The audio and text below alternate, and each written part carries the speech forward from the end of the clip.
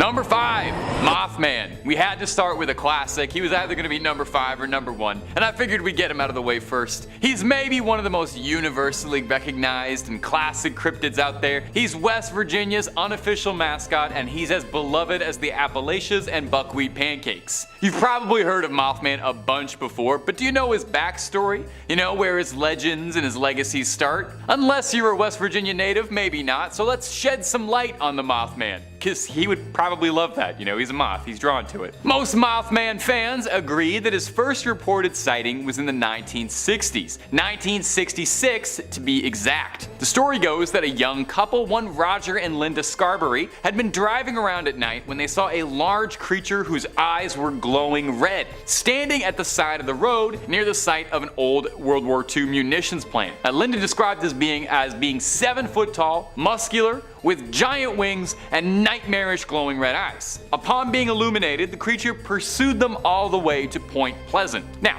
one isolated sighting does not make a cryptid legend, so it was probably the repeated sightings that propelled our favorite moth into legend status. For the next few weeks, Virginians kept reporting sightings of a bizarre, large bird-like creature with glowing red eyes. On December 15th, 1967, the Silver Bridge in West Virginia collapsed, with several locals conspiring that the Mothman was involved and could be seen flying away from the crime scene. I always thought he was benevolent, just like a fun, I don't know, guy. I didn't know he did stuff like that. This is unwelcome news. Maybe it's just because we all like the idea of him so much. He does look weirdly cuddly, but Mothman is an absolutely beloved figure to West Virginia and cryptid fans all over. He's kind of larger than life, and it's easy to forget that the first initial sightings and reports of him was that he was a paranormal threat intent on harming humans, considering just how adorable he is now. He's got movies, stuffed toys, and even a festival in his hometown dedicated to celebrating our favorite freak. And if you're looking for more stories of freaks of nature, or the nature of freaks, stories too good to be true and stories too true to be good, well, we've got all of that and then some on Top 5 Scary.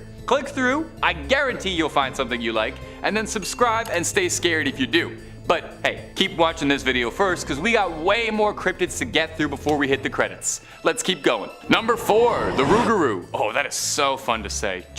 Say that at home with me around. Rougarou. Oh, rolls off the tongue. Our next entry takes us deep into the swamps of Louisiana. Deep beneath the brush of the bayou, amidst all the flies, crawfish, toads, and gators, lies something sinister in the sunshiny Pelican State. Alright, I'll knock that off. I won't do that for the rest of the video. I won't torture you. The Rougarou is a centuries-old cryptid, a more Cajun answer to the werewolf. The name Rougarou actually is a direct link from the French word for werewolf, Lougarou, shifting over time. If you L to an R if you can hear it there, I don't know. My accent's not great. The history of the Rougarou can vary greatly, with differing legends and conflicting fables telling different stories of the beast's origins or motives, but it can all be traced all the way back to medieval France. Back in those days, a lot could go wrong. Lost crops, your livestock goes missing, your children go missing, your house burns down, all your investments in cryptocurrency go up in smoke, and all your apes get stolen. Any number of terrible things could happen to a French medieval peasant. And when that would happen, instead of cursing out or lashing out at the sky, you would blame the Rougarou for your troubles. It's very easy to pin all your problems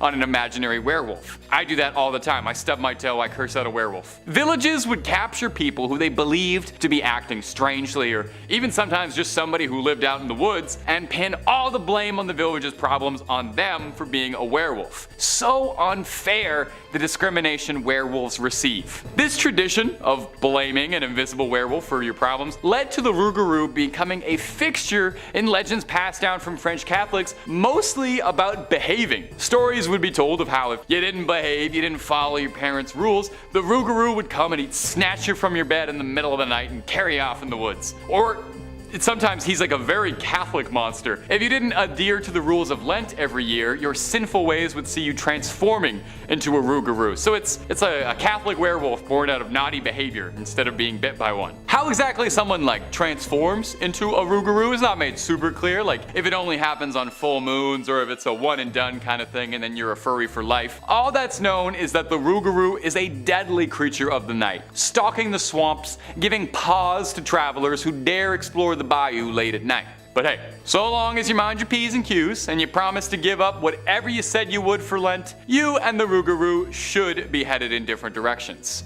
Hopefully. Number 3. Skinwalkers. This one is a very popular cryptid online, and you've probably heard a great deal about them before if you're a fan of this kind of thing. But the term does kind of get thrown around a lot and ends up describing all sorts of things that might not be super accurate. So let's take a look at examining some of the history of the legend and where it stems from. Skinwalkers are apparently like really viral on TikTok. I wouldn't know, I gotta be honest, I try to really limit how much time I'm on that. The Skinwalker is a creature of Navajo legend where it's referred to as a Yi Naldushi, and please forgive me if that's pronounced incorrectly. It translates to, by means of it, it goes on all fours, referring to their tendency to walk like an animal. Navajo witches and skinwalkers go against traditional Navajo values and are seen as the antithesis of their core beliefs. As well, it's worth adding, legends of skinwalkers and Navajo witches are not particularly well known or well told outside of indigenous communities, and some indigenous advocates and groups are not the biggest fan of their folklore and cultural history being made into fodder for ghost stories. Animals commonly associated with skinwalkers are coyotes, wolves, foxes, eagles, owls, or crows, but skinwalkers are said to be able to have the power to assume the form of any animal they see fit. Now, a variation of the legend surrounding the creature is that they're able to extend this ability to taking the face of a human victim, which is extremely scary. Some legends say that skinwalkers gain power from a victim's fear and that they prey on those who are afraid. And some state that looking into the eyes of one will cause your body to seize up, overtaken by the fear, where it will then attack you. On TikTok, as I've come to understand from some very intensive research and definitely not just goofing off at my desk watching TikToks of cats falling down on my phone, is that skinwalkers are popularly thought to be a creature imitating humans or animals and doing a poor job of it. Which case, if that is true, the likelihood of me being a skinwalker? Sky high. Number 2, Mongolian deathworm. Our next entry is a cryptid whose name really says it all. If you ever hear something get described as a Mongolian deathworm, you have to figure that is probably not the friendliest form of life out there. For starters, it sounds like it would be way more at home in the dunes of Arrakis than it would be on our Earth. That one's for my Frank Herbert heads out there. The creature is also called Ogoi Korkoi, which translates to large intestine worm, which is, that's just lovely. Appetizing. It allegedly lives in the Gobi Desert, has been evading hunters since the 20s when it first rose to prominence. A paleontologist and author going by the name of Roy Chapman Andrew recounted a story he'd heard at a gathering with several Mongolian officials, where they all talked of the worm at great length. Now, no one among them could claim to have actually seen it, but everyone firmly believed in its existence. In this book, he describes the worm as being about 2 feet long, with no head or limbs to speak of, and has such poisonous skin that direct contact is enough to have you buying the farm. It's described as well as having a sprayable venom and an electric discharge. You should probably see a doctor for that. It burrows underground, only coming up to the surface to hunt and eat, presumably. In 1990, Czechoslovakian cryptozoologist, and wow, that's a mouthful, Ivan Macro led a team to try and find the creature in the Gobi Desert. This I love so much because Dune is my favorite book. They used the same technique that the Fremen of Arrakis used to try and find these worms that the Fremen used to deal with the sandworms. They used a rhythmic thumping made from a motor-driven thumper to try and summon the creature out of possible hiding spots. They never found the fabled worm, and that's because they weren't taking spice, so they couldn't see properly. So either it was just a dream, or the thing is very, very good at hiding. And I think with a little work, that could make a fun expression. Like, oh, it's as hard as trying to find a worm in a desert. We'll workshop it. Number 1, Gashadokuro. And our final entry is gonna come from Japan, and as a fabled mythological creature, and may I just say, is one of my favorite mythical monsters I've read about in a while. As soon as I was reading about this thing, I started texting my friends. I was so excited about it. This thing is a real-life Dark Souls boss fight. Maybe I'm outing myself as way too much of a nerd here, but this thing is where the inspiration for High Lord Wolnir and Grave Lord Nito of Dark Souls fame came from. I couldn't resist throwing it out there. Sorry, guys. Formed from tens of thousands of bones of fallen soldiers, the Gashadokuro is a massive titan of a beast, a gigantic skyscraper-sized skeleton. Is that not the coolest thing you've ever heard? A giant which wanders around the countryside during the darkest hours of the night. Their teeth chatter and their bones rattle, which is why the translation for their name translates loosely to rattling skull. You'd have to imagine though, you would probably hear this thing chattering its teeth from a few 100 miles away. You'd hear it in the next town over. It's said that the Gashadokuro is born when mass amounts of soldiers die on the same battlefield. Their bodies rot in the fields, and they don't receive proper funerary rites. As such, their souls are filled with torment as their bodies lay face down in the muck, and that malice permeates their bones, causing them to twist and mend into unnatural ways, clumping together to eventually form the humongous skeletal monster of a boss fight, the Gashadokuro. Now, troublesome for humans, it's said that a Gashadokuro is too large and too powerful to be felled by ordinary weapons. Although, I have to wonder if that's still true. I feel like we put more gunpowder in things in 2023 than they did in the Sengoku period, and I'm pretty sure a bulldozer would make short work of a bunch of bones being held together with hatred. It's said that these creatures no longer show up because the amount of dead bodies in one place are not nearly as high as they once were in rural areas of Japan back then, with significantly less wars and plagues occurring, which is a sign of progress, right? You know, if there's so few piles of mass graves that they're no longer reanimating as Godzilla-sized skeleton demons, that's a real positive note for the human race, and I think something we can all smile about. In at number 5, we have the Jersey Devil. Known to exist in the Pine Barrens of New Jersey, the Jersey Devil is often described as having hooves. A snake's tail, bat wings, and a head that looks something like a horse. There have been many sightings throughout history of the Jersey Devil, with the cryptid dating all the way back to the 1700s and continuing on until the past decade. It is said that the Jersey Devil often glows and can breathe fire or poison water with its breath. Throughout folklore, it is also known as the Leeds Devil, with local residents tracing its origins to a woman named Mother Leeds, the mistress of a British soldier who was suspected of being a witch. When she gave birth to her 13th child, she cursed it. The baby was born as a hairy creature and soon began terrorizing the town and its people, even eating children. Now, like I said, there have been many sightings throughout history. On July 27, 1937, an unknown animal with red eyes seen by residents of Downingtown, Pennsylvania, was compared to the Jersey Devil by a reporter for the Pennsylvania Bulletin of July 28, 1937. In 1951, a group of Gibbstown, New Jersey boys claimed to have seen a monster matching the devil's description, and claims of a corpse matching the Jersey Devil's description arose in 1957. Now, many choose to ignore the Jersey Devil, with it thought to be an undiscovered species of animal, generally classified as living pre-pterodactyl. Coming in at number 4, we have Yowie. Yowie, also known as Yehu, Yori, Hairy Man, or Yahoo, is a fanged humanoid creature or great ape featured in Aboriginal mythology along with Australian raptors or Burrinjaw. It is considered to be the Australian Bigfoot and contains many primate-like features, indicating that it is an undiscovered species of great ape. Yowie is described as being one of the most aggressive Sasquatch species and has been reported ripping the heads off of kangaroos and dogs. In the past, it has been described to be around 7 to 9 feet tall, with a large red mouth and talon-like claws, according to Aboriginal legends. It is also noted as having 2 large fang-like canines, which distinguish the Yowie from the other Bigfoot species. There are around 140 placental mammals known to exist in Australia, most belonging to the order Chiroptera and Rodentia. Some cryptozoologists theorize that the Yowie could be some form of bipedal marsupial, such as a descendant of the New Guinea Hulutherium. Coming in at number 3, we have Mongolian death worm. The Mongolian death worm, also known as its native name, Olgoi korakoi, meaning intestine worm, due to its red blood-like color and size, which is the size of an intestine. It has often been described as around 2 to 7 feet long and possesses the ability to spit out a corrosive yellow saliva and generate blasts of electricity. Mongolian nomads believe the giant worm covers its prey with an acidic substance that turns everything a corroded yellow color. Legend has it that as a creature begins to attack, it raises half of its body out of the sand and starts to inflate until it explodes, releasing the lethal poison all over the victim. It is said that the livestock and humans are its main prey, and because Mongolia had been under Soviet control until 1990, there is very little known about the cryptid. Nobody is entirely sure what the worm actually is, with some experts claiming it to be fake due to the Gobi Desert being too hot an area for annelids to survive. Some have suggested it might be a skink, but they are said to have little legs and scaly skin, whereas witness accounts have specified that the worm is limbless and smooth-bodied. In 2005, an expedition from the Center for Fortean Zoology crossed 1,000 miles of the Gobi on the track of the death worm. They concluded it was likely a large unknown type of worm lizard, and the powers that were attributed to it were apocryphal. Coming in at number 2, we have Ahul. The Ahul, or the Athol, is a winged cryptid often portrayed as a giant bat or even a flying primate depending on the variation. Tales tell of it living in the deepest parts of the jungle of Java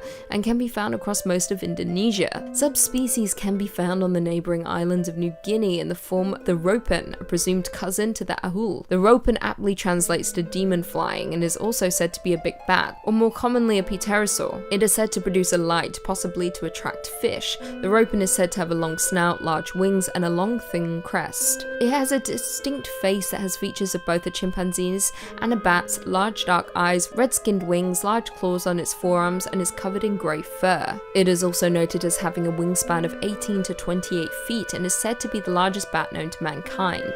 Now back to the Ahuls. They are said to be covered in a thick brown or black fur much like fruit bats, but unlike bats have a long, powerful legs and claws and are supposedly capable of pouncing on and snatching up living prey, including humans. Sightings of these winged beasts are often dismissed simply as mistaken glimpses of owls, eagles, and other large birds of prey that inhabit the rainforests. However, many sources can confirm that the beast does in fact exist, and may even be an isolated and undiscovered species. And finally, coming in at number 1, we have Black Shuck. Black Shuck, or Old Shuck, or simply Shuck, is the name given to an unknown creature which is said to roam in East Anglia. It is one of the many ghostly black dogs recorded across the British Isles. The Black Shuck is often recorded as an omen of death, and some occasions a more companionable animal. Although it is classified as a cryptid, there have been various sightings and reports of the animal's appearance throughout the United Kingdom. For centuries throughout England, many have told tales of large black dogs with malevolent flaming eyes are often depicted as red or sometimes green. According to reports, the beast varies in size and stature from that of simply a large dog to being the size of a calf or even a horse. Other accounts report that Black Shuck as floating on a carpet of mist, or even appearing headless. According to folklore, the Shuck haunts East Anglia, primarily coastline, graveyards, side roads, body of water, and dark forest. W.A. Dutt, in his 1901 Highways and Byways in East Anglia, describes the creature, I quote, "He takes the form of a huge black dog and prowls along the dark lanes and lonesome field footpaths where, although his howling makes the hearer's blood run cold, his footfalls make no sound. You may know him at once, should you see him, by his fiery eye. He has but one, and like the Cyclops, is in the middle of his head. But such an encounter might bring you the worst of luck. It is even said that to meet him is to be warned that your death will occur before the end of the year." As I stated before, the Black Shuck has been reported many times, with one of the most notable reports being the appearance at the churches of Bungay and Blyberg in Suffolk. On August 4th, 1957, Black Shuck was said to have burst in through the church doors to a clap of thunder. He ran up to the nave, past a large congregation, killing a man and a boy and causing the church steeple to collapse through the roof. As the dog left, he left scorch marks on the door, which can be seen at the church even to this day. Number 5, the Dover Demon. Starting off on our list is the cutest cryptid on this list in my opinion, but still a creepy little freak. I like to start with the cute ones to kind of ease you into it. The Dover Demon first appeared in Massachusetts in the town of Dover, lending it its name. It appears as a spindly little demon kind of looking thing that sort of resembles a little gray, the traditional big-eyed aliens that you see everywhere. The Dover Demon is identified by its blank face, its red glowing eyes, and its hunched quadruped stature. The Dover Demon was first recorded in the late 1970s, discovered by 3 teenagers who were driving through Mass when they saw something bizarre being lit up by their headlights. Initially, they didn't think too much of it until they noticed that the creature in front of them looked more like a human than it did an animal. The driver, one Bill Bartlett, described the creature as resembling a baby with elongated arms, tan, sandpaper-like skin, which was coarse looking, and no nose, ears, or mouth to speak of on its bulbous, enlarged head. Bartlett claims that he only got a good look at it for a few seconds before it vanished off into the night. Now, there are some who speculate that the Dover Demon is capable of rendering itself invisible,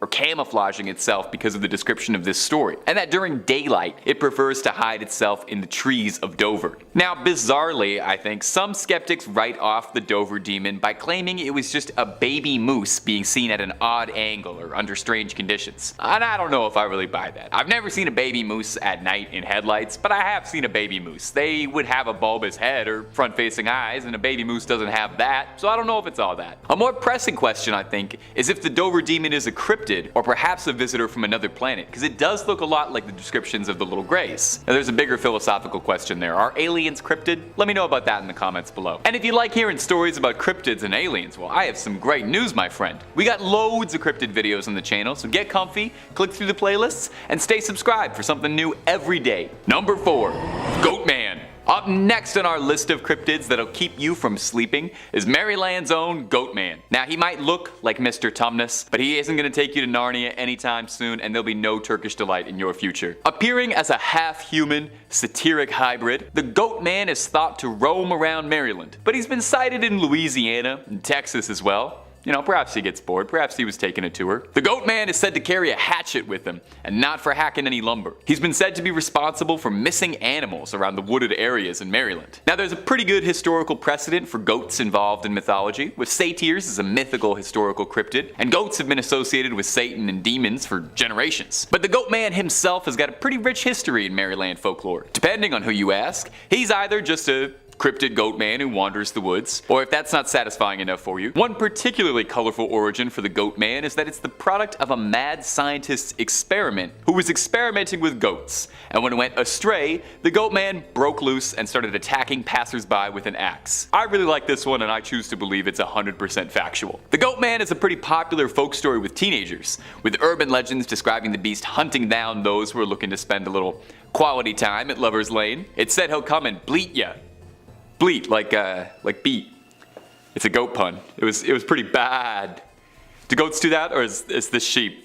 I'm not sure. You know what? I shouldn't be practicing here. We're gonna move on from this. The Goatman still hasn't been seen as much in recent years, and I sincerely hope that he's still out there. Number 3, Qalupalik. The Qalupalik, or the Qalupalik, is an indigenous cryptid, with most stories emanating from Nunavut, Canada, and Alaska in the United States. The Qalupalik is described as appearing vaguely humanoid, but having scaly and bumpy skin, and long, stringy, disgusting black hair. They are described as being disgustingly ugly and that they reek of sulfur, and I think it's worth noting that you cannot find a single artist's depiction of these things that don't make them just look like vomitatiously gross. Interestingly, the creature is predominantly described as being a female monster, although some local variations of the stories exist where it is described as a male creature, but most tales revolving it describe it as a lady monster. The Qalupalik is a bit of an icy boogeyman, snatching up children who misbehave, waiting around thin ice to crack up and drag those children down into freezing cold water. It's thought that the origin of this creature was first told as a story for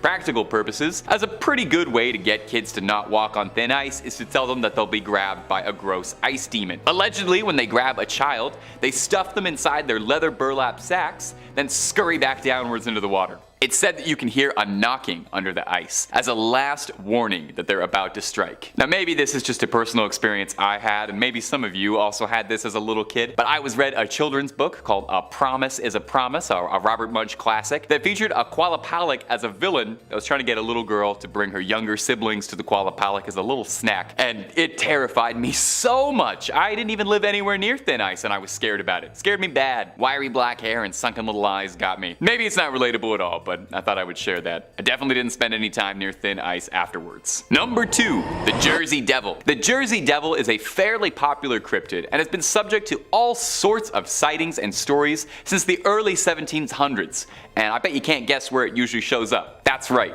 California. Nope, New Jersey. The Jersey Devil is commonly described as manifesting itself as a chimeric creature with a horse's head, bat wings, a snake-like tail, and hooves. There's an interesting folktale that says that the Jersey Devil was brought into our world when a woman was stressed out over her 13th pregnancy. Good lord, yeah, I would be too at my 13th pregnancy. Okay. She was nervous because apparently this pregnancy felt different, and I guess if she had 12 others, she'd really know. She said that she felt like the baby that was inside her was the devil. When she was ready to deliver her little newborn, instead of a happy little baby, the Jersey Devil was born, flew out into the night, and then spent the next 250 years terrorizing the New Jersey swampland. The creature is deeply rooted in local folklore, and to be honest, it's kind of beloved around Jersey. It serves as the name for the New Jersey Devils, and it worms its way into all sorts of pop culture, games, movies, TV, music. They love them over there. For years, there have been stories and sightings around New Jersey describing a kangaroo-like creature with glowing red eyes hunting on small animals in the surrounding areas, and lots of blurry photos of bizarre hybrid-looking creatures running around the countryside. There have even been hunts and bounties posted for the Jersey Devil with rewards for its capture. So is the Jersey Devil real, or just a beloved local legend? Number 1. The Hat Man. Rounding off our list is our most recent cryptid on this list, and a piece of modern folklore that is already making a lasting legacy. The Hat Man is a shadow person, or at least thought to be. Everyone who's seen the Hat Man has described almost the same thing exactly, most concerningly. A spindly, shadowy figure that appears to be wearing a hat. Sometimes a fedora, sometimes a top hat, but everyone describes him as wearing an old, out-of-date style, so you're not going to see him in a shadowy snapback anytime soon. He always appears fairly towering, and you can't see his face. It's obscured, or just not present, and the only thing you're truly able to make out are his pinprick red eyes poking out of the shadows watching you. Depending on who you ask based on the sightings, the Hat Man can be considered somewhat benign. Maybe. It's usually reported that the Hat Man appears to people who are suffering from sleep paralysis or insomnia, and most claims of Hat Man describe him as just watching, observing, studying, or whatever. I honestly don't know if that's better than it attacking you. However, it's not all just stories of nighttime stalking. There are some who claim that when they've been visited by the Hat Man, that he's jumped them or choked them, or they felt burning sensations on their scalps or their chest. Although some say he's just watching you for I don't want to know why. There are many who believe that he feeds off your negative emotions, and perhaps this is how he satiates himself. It's said that people who are visited by Hat Man are those who are already struggling with something emotionally resonating. Sometimes people in the same family even report seeing the Hat Man in similar occurrences, so does he target specific groups of people? Or is it just certain emotions he hungers for? The Hat Man is shrouded in mystery, and even just thinking about him is enough to make my hair stand on end and start eyeing the coat rack in my room just a little suspiciously when I turn the lights off. Number 5. The Loveland Frog. First up on our list is the Loveland Frog, a cryptid that was new to me but is very quickly winning my heart, and maybe he'll steal yours as well. The Loveland Frogman is a mythic humanoid frog that is a legend to the people of Loveland, Ohio, which is where the name comes from. The Frogman is described as a 4-foot bipedal frog, mostly appearing to hide around bodies of water. I mean, it's a frog. Where else is it gonna go? It was first sighted in 1955 by a businessman driving home alone at night. He was headed out towards Branch Hill in Ohio when he saw 3 strange, short, squat, bizarre-looking creatures standing on their hind legs alongside the road. He described them all as being 3 to 4 feet tall with leathery-looking skin and faces just like a frog with giant glowing yellow eyes. The Frogman would go quiet for a bit and wouldn't be seen again until 1972 when a local police officer was driving home and saw an unidentified 4-foot creature running in front of his car's headlights. When he got a good look at it, the officer described it as a leather-skinned bipedal animal crouching like a frog, and it hurriedly ran towards a river. 2 weeks after that sighting, another Loveland police officer reported seeing the same creature, the same little bipedal frog monster. This officer, however, shot at the Frogman and discovered that what he found was a tailless iguana that had grown unusually large. Now, while for some, that was the end of the Frogman legend, there are still sightings and reports to this day. As recent as 2016, people are still claiming that they see the Loveland Frogman. To the people of Loveland, the Frogman is something of a local hero. They love the guy, and I gotta be honest, I sincerely do too. There's something about this cryptid story that's really doing it for me. There's no stories about him eating anybody, the Loveland Frog Monster is not attacking anybody, he's just a happy little frog guy scurrying across the roads. I sincerely hope they're out there. And hey, you having fun on the channel? Drop a subscribe for new scary videos every single day, twice a day. Let's keep on going. Number 4. The Fresno Nightcrawlers. Up next is the Fresno Nightcrawlers, and let me just say right now, these are probably my favorite cryptid on the entire list. If I say another one is, I'm lying. It's these guys. Some cryptids are downright terrifying. Some cryptids will keep you up all night, and maybe these guys will too, but I personally find them downright adorable. These are the Fresno Nightcrawlers, bizarre, rail-thin bipedal creatures with no discernible features whatsoever. The only footage we have of them is blurry security camera footage, which doesn't help identify the creatures much at all. They appear short with very, very long legs, almost stilt-like. The first reported sighting of one of the Nightcrawlers came from a city in California, Fresno, where the name comes from. A man named Jose was at home late at night with his dog trying to get a good night's sleep, but was repeatedly disturbed by his dog barking at something out the window. He went over to quiet his dogs down and noticed something deeply bizarre on his security camera. He saw a pair of white, elongated creatures strolling down his lawn. The next morning he claims to have seen small footprints all over the lawn. The next sighting of the Nightwalkers was in Carmel, also in California. A former Marine and his wife were driving up a hill, and they claimed that they saw a 7-foot-tall creature that they described as a thin, pale, armless white humanoid walking on by. What are the Nightwalkers? They're weirding me out. Are they aliens? Cryptid? Possessed pair of pants? If anyone's got a line, you let us know immediately. Whatever the Nightwalkers are, all I know is that I love them. I think they are downright adorable. I watched a clip of them walking down the hill like 30 times while I was writing this script, so just know that. Number 3, Skinwalkers. Now let's shift to one that's not adorable even a little bit. Skinwalkers are an extremely popular cryptid, a person with the ability to shapeshift into any creature they desire. Sometimes the legends state that in order to shapeshift, they need to molt out of their skin, and in some legends, they have to wear the pelt of the animal they intend to shapeshift into. You know, sometimes skinwalkers are presented as monstrous, sometimes humanoid. The recurring lines through every skinwalker stories, though, is that they are absolutely terrifying, and under no circumstances should you ever look one in the eyes, as it's said that looking one in the eyes will not only draw its attention, but seal your fate. So take a listen to this story from Reddit. This post came to us from a Reddit thread asking, what was the scariest thing that has ever happened to you? And an anonymous Redditor shared this story, and it's probably one of the scariest things I've ever read. Beginning. I was a kid when this happened. My uncle and I were finishing up gathering firewood from my grandmother because it was getting dark. We were driving back on a dirt road, and I had this awful sense of being watched. Before I could turn to look out my window, my uncle shouted, "Don't." My heart felt like it was going to beat out of my chest, and I heard a tap on the window. My uncle sped up and started praying in our native language. I didn't know what was going on, and I thought it was over until our truck dipped from the bed. My uncle then started saying, "Look at me and don't turn away," over and over. And then I heard it again, tapping from the window behind me. It was getting harder for me to breathe, and I wanted to cry. A minute or two passed, and the truck dipped. My uncle looked at me and said, "We'll ask your father to do a prayer in the morning so that the evil will forget our faces." Naturally, other people on Reddit were kind of terrified about that story since it's sending a chill down my spine, and they asked him what he thought it was, and the Redditor said simply that he thought it was possibly a skinwalker. What more is there to say? Number 2, the Flatwoods Monster. The Flatwoods Monster is another West Virginia native, and I've gotta ask, why are there so many cryptid stories coming out of West Virginia? I've never been there, so maybe somebody can clear this up, because all I know about West Virginia is anything John Denver sang about, and he didn't mention Mothman or the Flatwoods Monster, but that's a whole different story. Anyway, the Flatwoods Monster is a cryptid that's been thought to be an extraterrestrial in nature. It was reported to be 10 feet tall and roughly 4 feet wide. It's described as wearing some sort of mechanical suit like it's Darth Vader rather than a purely organical being, and its most notable feature is its giant bulbous head with 2 gigantic eyes glowing green. It's got a big cowl in the shape of a spade behind it that makes it look a bit like it's an alien vampire, and its body was thick,